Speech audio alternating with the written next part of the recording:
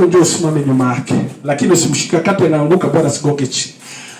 Na wanaita damu ya Yesu. Mara ya kwanza nazidi kuiteka, mara ya pili nazidi kuiteka.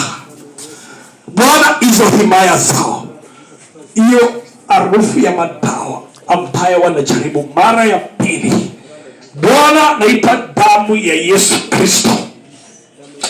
Mara ya tatu nateka tena huo ulimwengu wa rohoni. Ninauharibu huo ulimwengu wa rohoni katika jina la Yesu Kristo wa Nazareti.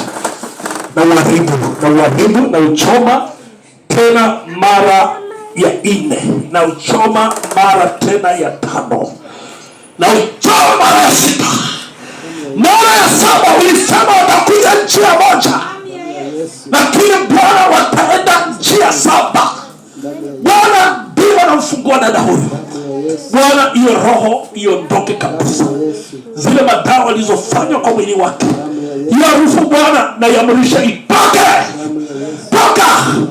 Toka katika jina la Yesu Kristo wa Nazareti. Damu ya Yesu. Leta ya maji. Bwana nayaombea hayo maji, yaweke kwa hiyo kikombe. Hayo maji uyatakase Bwana, uyatakase Yesu, uyatakase Jehova, uyatakase Bwana ndani ya mwili wake. Hayo maji nayaunganisha na damu ya Yesu, naunganisha na madhabahu ya mbinguni, naunganisha na moto wa Roho Mtakatifu.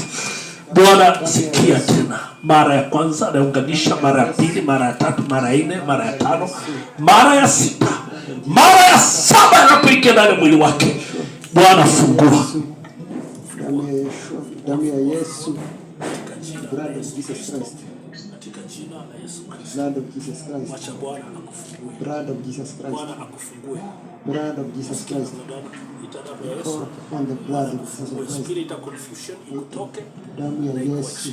Damu ya Yesu. Jina la Yesu Kristo. Damu ya Yesu. Asante Baba. Zingine atakapoingia kwa hiyo nyumba yake, damu ya Yesu. Bwana, yote unayofanya Bwana, wacha kwa moto kwa hiyo nyumba.